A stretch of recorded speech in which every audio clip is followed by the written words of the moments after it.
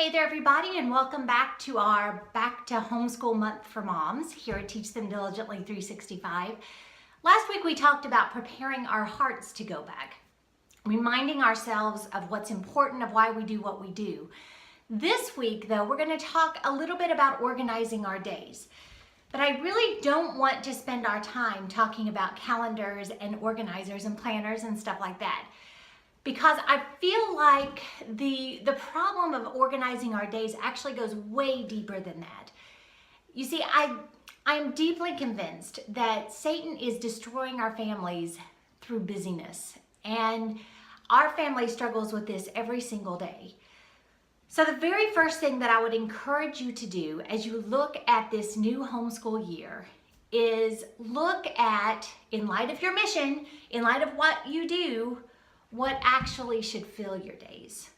Now, I know that a lot of you all are very much like me, and that is we don't like to disappoint anyone. So yes is our go-to response on everything. Can you help at church? Yes. Can you help at co-op? Yes. Can you do this? Will you be there for this? Will you do whatever? Yes, yes, yes. That's just the outside influences. Then we've got our kids who want to do XYZ, and we really, really want to afford them every opportunity that we can, not only to grow and develop, but to thoroughly enjoy their lives and to love what God has given them. This is a constant struggle for all of us. And yet, because as moms, we are becoming so frantic, so distracted, we really truly are losing our focus. We are losing our grip on why God has called us to do what He has called us to do. And that is first and foremost to disciple our children, to love our families, to manage our households, to educate our children so that they are ready for whatever door God opens in the future. And a lot of those big picture things are being sacrificed on the altar of good things, but not as big of things. And so the very first thing that I really, really want to encourage you to do is learn the word no. That's a hard one. That's a hard one for all of us, but there are great opportunities that we need to let somebody else take advantage of. And I think that as we start paring back on what we say yes to, paring back on what we're involved in, that we will see the effectiveness of our homeschool, the strength of our family, the surety of our marriages really, really increase exponentially because we are focused on those things. Are you at this moment so busy that it's hard for you even to have that quiet time that we talked about last week? Is it really, really hard for you to find the time to set aside just to focus on your relationship with the Lord? Because if that is the case, then right there you know you have too much in your days. Are your days so busy that a lot of times, even if you haven't started school this year, a lot of times last year, schooling itself kept getting pushed back until another day was kind of dwindled away without actually doing what we set out to do. Distractions are eating away at us. And we have to set up our days, put in walls and barriers that keep that from happening. How do we do that? It's really quite simple. We have got to know why we do what we do. We have got to be on the same page as our husbands because we really need to go as a unit in this. We are fighting forces. We are fighting opportunities. We are fighting all of these things. We need to do it together.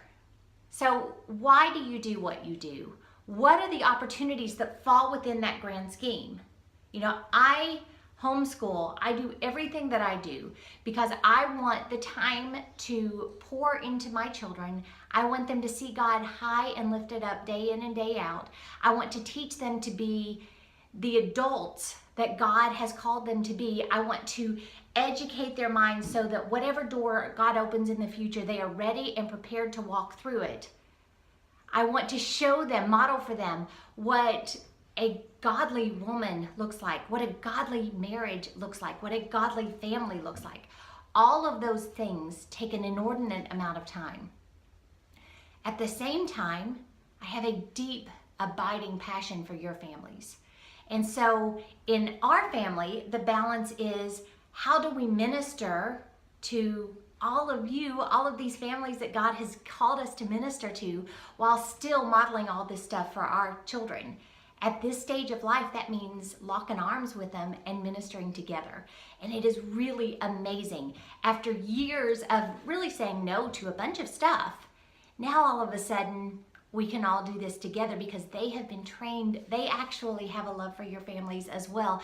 And they are now taking part in a lot of the things that we do.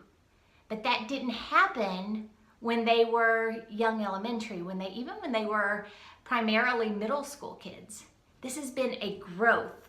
And so I encourage you, if you're at a stage of life where you really need to be home, you need to be building these disciplines in your children, you need to be teaching them, laying the foundation for all of these things, stay home and do that. That's the best way to organize your days for this homeschool year. If you're at the stage of life where you've already worked through that, then I encourage you, be bold and step out and live by faith and allow your children to see God work through them. And that's a pretty amazing place to be as well. So really, what I want you to take away from this week is learn to order your days based on your foundation of why you do what you do. That's our dog.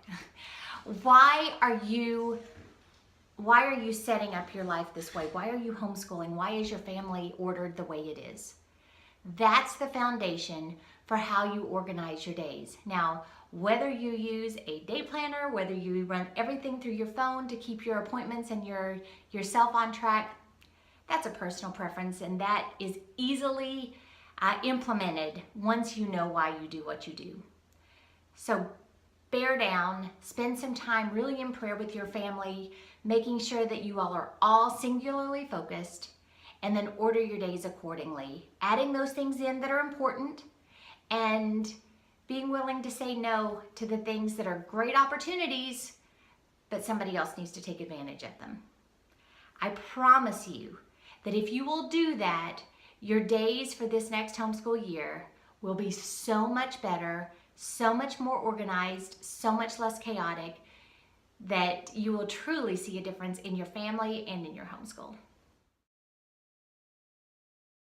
Teach Them Diligently is here to support your family's homeschool and discipleship efforts year-round. So follow along. Subscribe to our YouTube channel and be ready for encouraging tips and insights all year long.